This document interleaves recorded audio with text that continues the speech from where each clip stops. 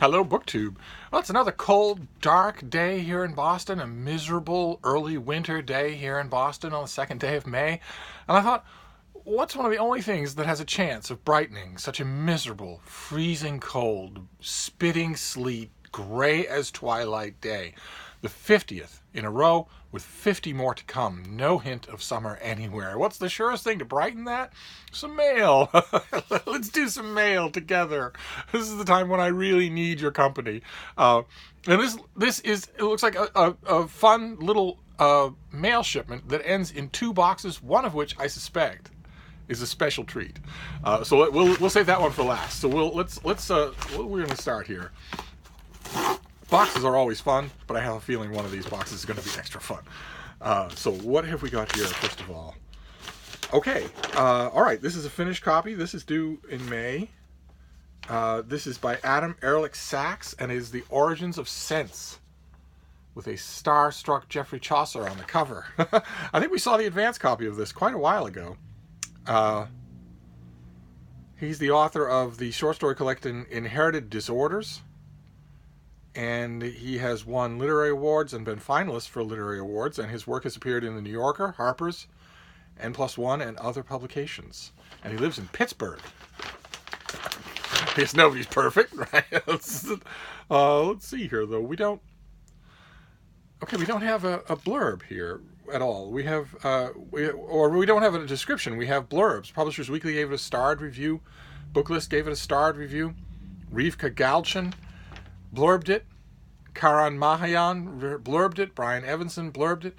Someone named Andrew Martin blurbed it. The author of Early Work. What does he have to say for himself? This is the funniest and most original novel I've read in a very long time. A madcap blend of philosophical malpractice and Byzantine palace intrigue. It's like what might happen if Helen DeWitt attempted a revisionist 17th century historical novel, or if W.G. Sebald had gone insane. In other words, there's nothing else like it. Read it and see. This Andrew Martin person needs to get out a little more. And that first line, distinctly unhelpful, right? The funniest and most original novel I've read in a very long time. Well, how many comic novels do you read, Andrew Martin? What, for all your audience knows, you're a bit of a pessimistic, gloomy Gus who never reads comic novels, in which case this wouldn't have much of a bar to clear, now would it? Oh God, he's on the dust jacket as well. Wow, okay, well, let's see what the book has to say for itself, until the final word is passed, which was, of course, mine.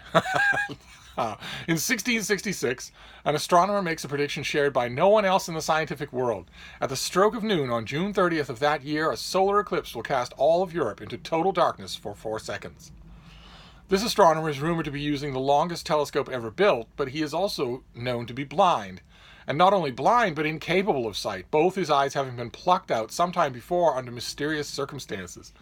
Is he mad, or does he, despite his impairment, have insight denied to other scholars of the day?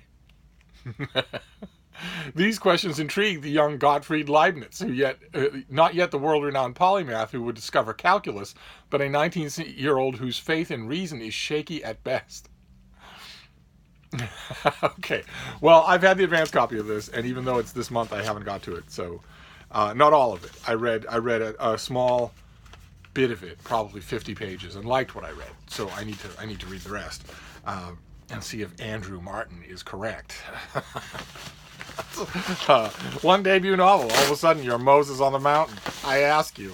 So let's see what this next one is. Oh, okay. All right. This is the hardcover copy from Thomas and Mercer, the literary thriller arm of the Amazon Publishing division.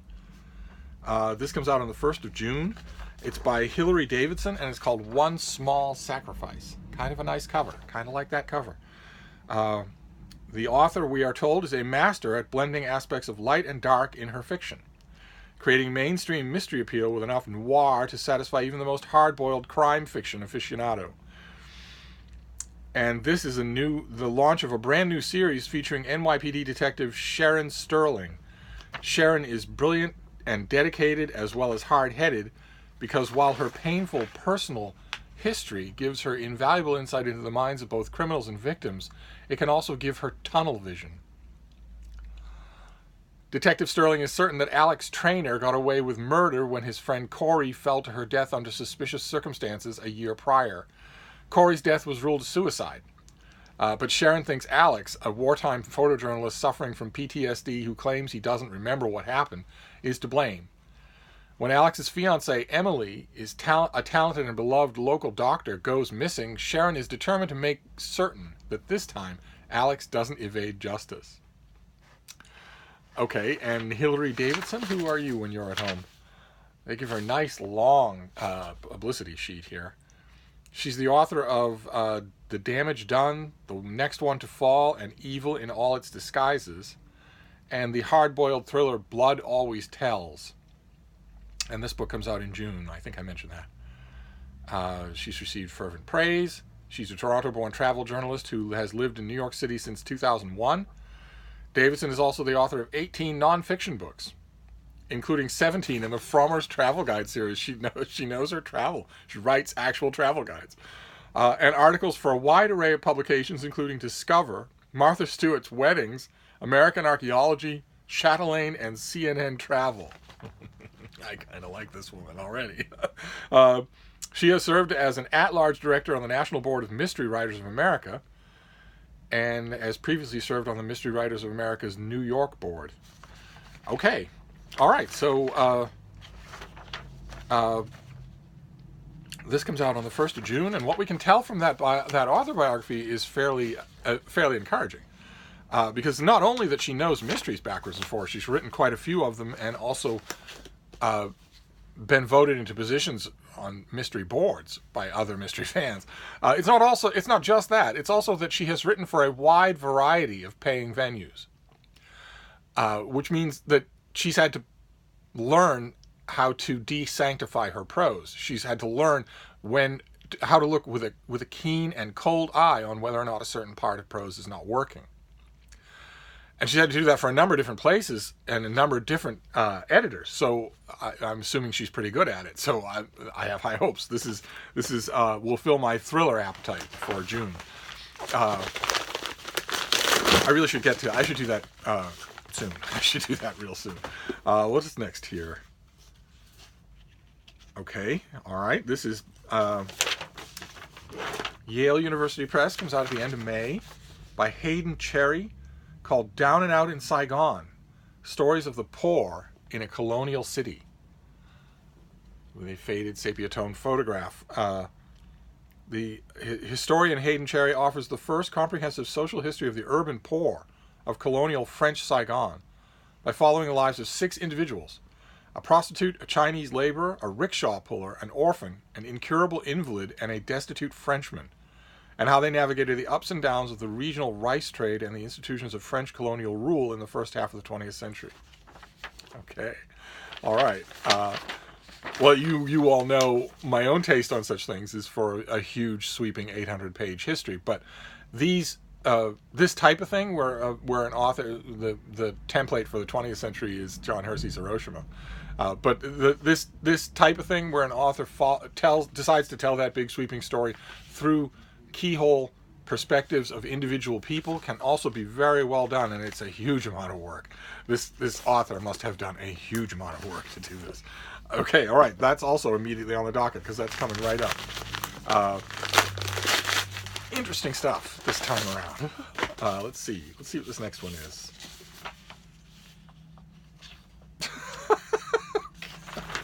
All right, I'm not understanding a lot. I'm not seeing a lot of predicted stuff here.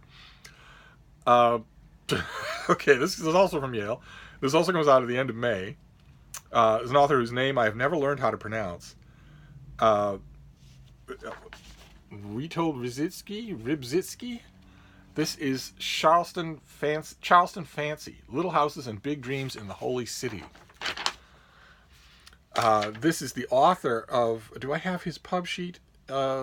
Okay, he's a professor emeritus at of urbanism at the University of Pennsylvania. He's the author of 20 books. I don't have a list of those books, but you would know some of them. He's had some that flirted with the bestseller list. But what is this one? Charleston, South Carolina, which boasts America's first historic district. Can you, BookTube, perhaps think of an American city that actually boasts the country's first historic district? Any ideas? Is known for its palmetto-lined streets and picturesque houses. Okay, all right. Let's not break out the mint juleps yet. Charleston, South Carolina is known for a couple of other things too. Okay? All right. The Holy City, named for its profusion of churches, exudes an irresistible charm. Okay, all right. Unless for 250 years you were dragged there in chains from your home and sold as property. Whipped and kicked and starved in the streets. If that's true, then it doesn't hold a charm for you. Or perhaps had your shop windows broken in by the Klan for 150 years after that slave trade ended, they wouldn't have any charms for you then either. And what about the white supremacists who throng its streets today? Presumably they also make the place less than charming for some people. I bet we know who those people are. The award-winning author and cultural critic unfolds a series of stories about a group of youthful architects, builders, and developers based in Charleston. A self-taught home builder, an Air Force pilot, a fledgling architect, and a bluegrass mandolin player. A bluegrass mandolin player? That can't possibly be Chris Thile, can it? Well, let's find out here. Beginning in the 1980s, this cast of characters, exercising a kind of amateur mastery, produced an eclectic array of buildings inspired by the past, including a domed Byzantine drawing room, a fanciful medieval castle, a restored freedman's cottage, a miniature Palladian villa, and a contemporary Mediterranean street. In his careful profiles of these protagonists and the challenges they have overcome in realizing their dreams, the author compellingly emphasizes the importance of architecture and urban design on a local level, how an old city can remake itself by invention as well as replication, and the role that individuals still play in transforming urban landscapes around them.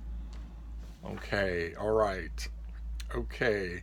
A domed Byzantine drawing room, a medieval castle, a Palladian villa, contemporary Mediterranean street. They are not only transforming the urban landscapes around them, they are ruthlessly gentrifying those urban landscapes. Okay, well this has some blurbs of advanced praise. I am really curious to know, I mean, how many... what was the description there? A bluegrass mandolin player? How many of those can there be? I mean, Chris Thile is by far the most talented person that fits that description, but he is, or at least was, kind of quasi-famous. So I don't know that he could be. I guess this has an index, so I can just tell. No, okay, he isn't in here. Okay, so it's somebody else. That would be kind of weird. I don't know how many of you know Nickel Creek. The trio, the bluegrass trio, Nickel Creek, they went on to do other things, not just bluegrass, but their moppy, blonde-haired dreamboat lead guy was a young man named Chris Thile, who was a mandolin prodigy. Unbelievable to listen to him play. There are clips, I think, on YouTube that of them live where it's just that what happens when he gets going and his eyes close and his body starts swaying is just... It's just unbelievable to see. His bandmates just sort of take a step back, let the spotlight find him, and just let him go. And you don't know how long it will last. And you know what you're seeing is something that no one else could do. That literally no one else could do. The first time I saw it live, the first thing I was reminded of were the written descriptions that we have of people in the audience when Johann Sebastian Bach would do the same thing on the piano. Where he would be in the middle of a work, not necessarily his own composition. He would just be in the middle of something and would suddenly lose himself in riffing. And it was so gorgeous and so unprecedented, and no one was taking it down, that the audience was just silenced. A little bit entranced, mostly entranced, but also a tiny bit frightened in the presence of such whatever that is. But it's not him, or he would be in the index, I think. So, but that sounds fascinating in a way. I admit, I have my things with the American South. So let's move on. Now we have the boxes. I'm going to put the special box aside. What I suspect is a special box. Hope it's not a box of turds. We'll do the publisher's box first, which could still be special. I don't want my poor publishers thinking they're neglected. Let's see what this first box is. Oh, we saw this already on this channel. This is the finished copy, also from Yale. This is the finished copy of something we saw on this channel. Oh my. Oh, goodness gracious. Okay. All right. This is by Christopher Tyerman, and it is The World of the Crusades. We saw this on this channel in an advanced copy. Christopher Tyerman wrote what I think is one of the great one-volume histories of the Crusades.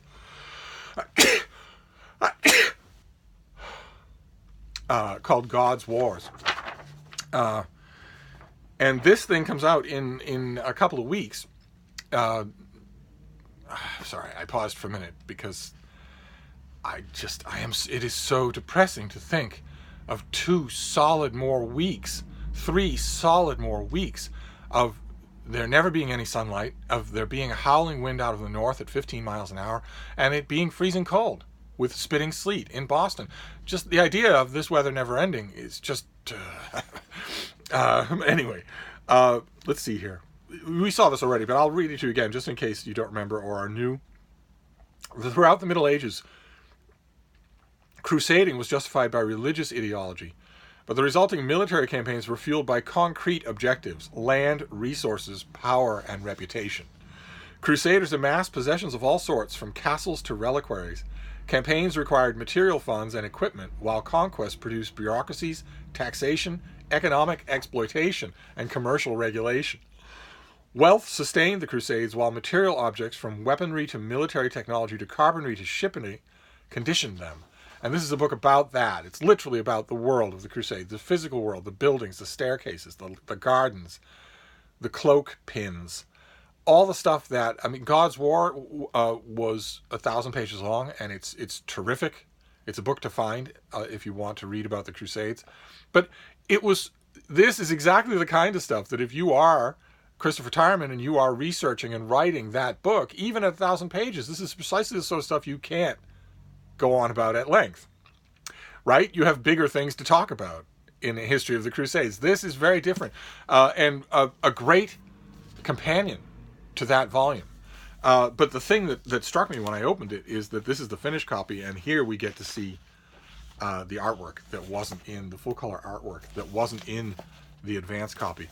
This thing is suffused with artwork, not just an inset in the middle, but suffused.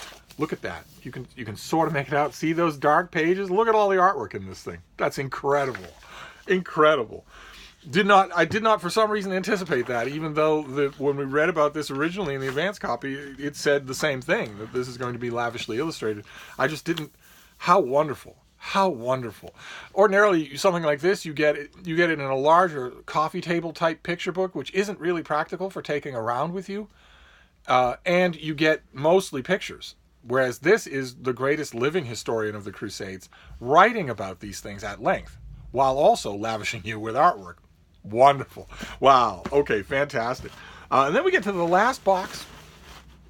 This is not from a publisher. This is a box from Todd Oval, who is a fellow booktuber, who appears to have sent me something. I'm constantly admonishing the rest of you not to send me books. I'm constantly doing that. It doesn't seem to do any good, because you are all so incredibly generous. And I have a feeling just that this is Todd sending me a present. Let's see what this is that he sent me. Oh, will you look at that? Oh my God. Todd, you are incredible.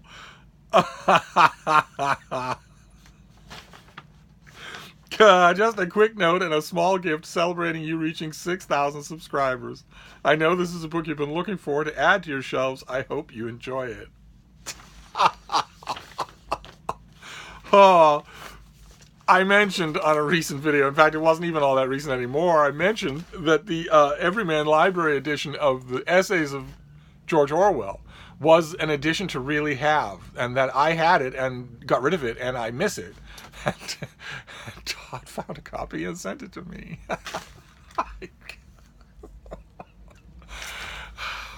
you know, you know, we really do have something special here on BookTube. We really do. And you know what? You know what I want you to do? I want you to hide that fact from the rest of the world. I want you to hide that fact. Next time you're at a library book sale or you're at a family dinner with a bunch of friends and some old relative, not quite as old as me, but maybe getting there, starts going on about what a toxic cesspool the internet is, how horrible YouTube is, how I heard somebody's life was destroyed because of a video, and can you imagine? God, I don't want to go anywhere near it. What I want you to do as you're passing the cranberry sauce is nod in agreement. Oh yeah, I've heard it's awful. Let's keep this a secret, okay? Let's keep this a secret. That we're all boosting each other, that a booktuber passes the Texas Law Bar, and another booktuber out of the kindness of her heart makes a tag commemorating, and a whole bunch of people do that tag to congratulate her. That we, in every video, somebody is mentioning, oh, you know, I don't have that book, and the comments field is full of people saying, well, can I get it for you? I have a copy, can I send it to you? Not to mention the fact that some people visit other people. There's even a little family in Vermont who's constantly afflicted with 2 guests that they can't get rid of. This is something special. Not just for YouTube, but just in general. This is something special that we have, that has been slowly building over time here. And I think we should keep it a secret. Unbelievable. Todd, thank you. This goes in this room. Okay, well, there, I was right. It was special. It was a lot more special than I thought it was. So there we go. That is the day's first freezing cold, spitting sleet, dark as twilight mail haul. We have the essays of George Orwell in the Everyman Library edition that I this time will not be getting rid of. We have The World of the Crusades by Christopher Tyerman, a beautiful, illustrated, heavy-duty Yale hardcover. The perfect companion to a narrative history of the Crusades. This is the stuff that these people saw and paid for and commissioned and carried around with them that doesn't make it into the narrative histories of the Crusades themselves, which have to deal with international politics and battles. Wonderful. A perfect companion to any one-volume history of the Crusades. Then Charleston Fancy, Little Houses and Big Dreams in the Holy City. I will endeavor to be objective. We have Down and Out in Saigon. A historian tells the story of colonial Saigon through the viewpoint of a handful of individual lives. One Small Sacrifice by Hilary Davidson. A murder mystery, a literary murder mystery from Thomas and Mercer. And The Organs of Sense by Adam Ehrlich Sachs. Adam Ehrlich Sachs is he's very young. And he wrote a book about Leibniz and about a blind astronomer. So that I really need to get to. I really need to study it instead of just dipping in and dipping out again. So there we go. That is the mail for right now. And it has some treats for me. So I am going off to explore them now. But I will be back. Thank you, BookTube.